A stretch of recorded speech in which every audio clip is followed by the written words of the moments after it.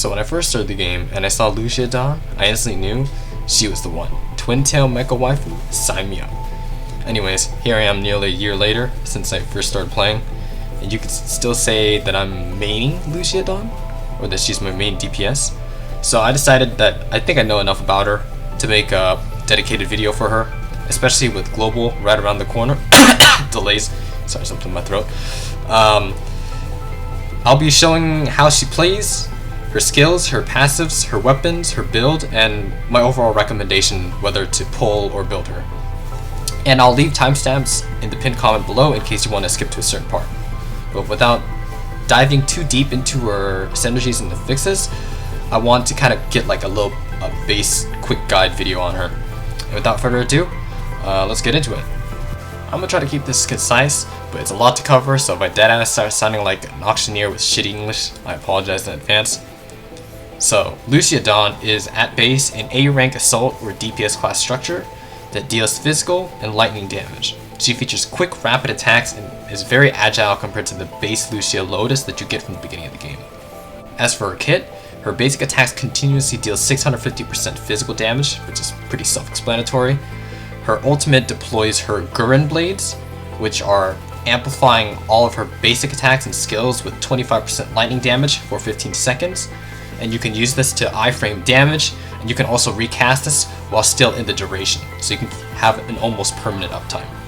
Before I explain what Lucia Dawn's QTE is, I want to quickly explain what exactly is a QTE. In the team setup screen, there will be 3 slots. Each slot has a corresponding color. So for example, if you set Lucia Dawn into the yellow slot, when your Lucia Dawn is on field and your current character uses 3 of their yellow orbs, you can trigger Lucia Dawn's QTE, and where she will come onto the field and use an ability to support your current character. As for Lucia Dawn's specific QTE, it is a wide sweep dealing 210% physical damage and 570% lightning damage to a target. So for her abilities, this might get a little complex, so I'll try to give a TLDR for each ability and leave the damage percentages on the left side of the screen. Alright, before I get into her kit, I want to explain her marking mechanic. When she hits an enemy with her blue or yellow orb skill, she marks her target. These marks can be stacked up 3 times depending on the amount of orbs that you've activated. So for the smooth brains, it means that the more blue-yellow orbs you activate, the more stacks you get for that ability. This ties in well with her core passive, which is that depending on the amount of marked stacks on her target, she has an increased chance to trigger a lightning strike, dealing 60% lightning damage. So to put it simply, more stacks equals more higher chance for bonus damage. Her yellow orb or ability basically releases a lightning field, marking enemies and dealing a good chunk of initial physical damage, and then some lightning damage over time with the duration and damage depending on the number of marked stacks, up to 3. You can extend this duration on the field with each yellow orb activated, so TLDR, more marks equals a longer lasting field and more damage.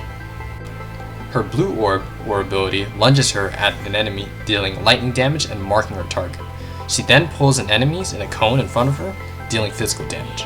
Again, damage is based on the amount of marked stacks that you have, up to 3, and TLDR is her CC ability, and more marks equals more damage. Finally, her red orb or ability is just a flurry of 5 attacks dealing physical damage. If you activate 3 red orbs, the damage is converted into lightning damage. The more red orbs you activate, the more damage the ability does. She also gains some super armor during this attack, meaning that she can't be CC'd. So TLDR, sword goes brrr, and more orbs equals more damage. Some simple but important tips I can give after maining Lucia Dawn is to always try and start your combos with yellow or blue orbs to gain mark stacks and increase her damage.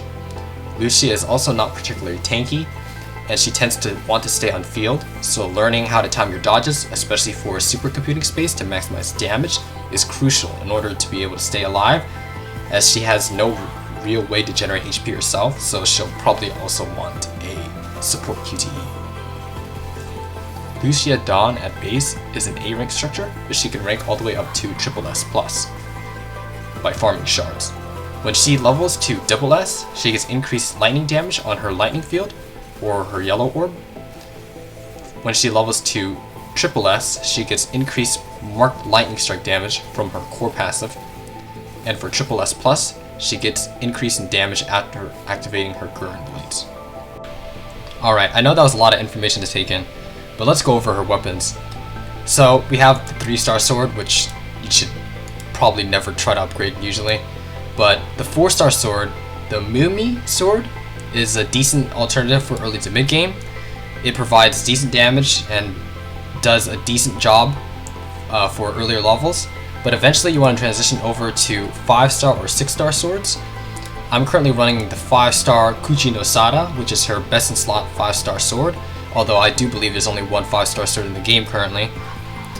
And for her 6-star sword, the Kakuchi Kakyudon? Oh my god, I actually just disgraced the entire Japanese country with that sentence, but that would be the 6-star sword that increases the lightning damage as well as adding damage to your Gurren blades, your ultimate, and that's her signature weapon.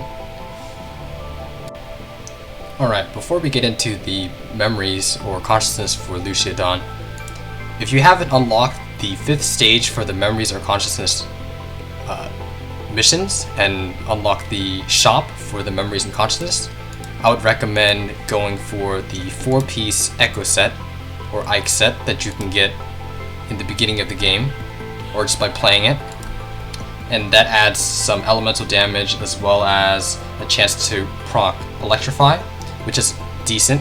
But eventually you want to be able to transition over to the 4-piece Heisen set, because the 4-piece Heisen set is kind of tailor-made for an lightning damage dealer. So it adds increased lightning damage as well as reducing enemies' lightning resistance. And for the 2-piece, you can go for a 2-piece Adolf, which I have here, which will basically let you spam your Gurren blades more. Or you can go with the 2-piece Darwin, which adds damage for each ability orb you use, or 2-piece Frederick, which gives movement speed and damage from dodging. Okay, so do I recommend pulling for Lucia Dawn? Well, she is a 4-star character, so you may end up pulling or have already pulled her from the standard or event banner. Since she is always in the base pool, she's really not going anywhere. But the overall answer kind of depends on you. If you want to pull Lucia Dawn because she's waifu, go for it. I mean, that's how it was for me. If you're worried about viability, I've addressed this in my FAQ video, which you can click on the top right if you've got any more questions. But the TLDR is that every character is technically viable, so play who you enjoy. Speaking from personal experience, as long as I've properly built and leveled her, I've been able to tackle the content that I've thrown at her this past year on the Taiwanese server, whether it's Pain Cage, events, or Warzone. And if you're a real meta slave, I'm talking Ganyu main for life ass, only using Merlin and Fate Go ass, 5-star Makoto only ass, starts looking up tier lists the moment you find a new gacha ass kind of person. Yeah, you know who you are. Then Lucia Dawn will get outclassed by S-rank Bianca Veritas, as she is the stronger electro damage dealer. So if you're that type of person, I say no, don't intentionally try to pull for her or build her. And yeah, I think I've ranted long enough. Y'all probably getting tired of my voice anyways, so I'll end it off here. Like the video if you found this helpful, a dislike if you didn't, subscribe for more PGR content, and if you have any questions, drop it in the comments or join my Discord at discord.io/AuditionAutomata to get in-depth questions answered, join any giveaways, drop video suggestions, or just chill and chat, PGR related or not. Alright, I'll see y'all in the next video.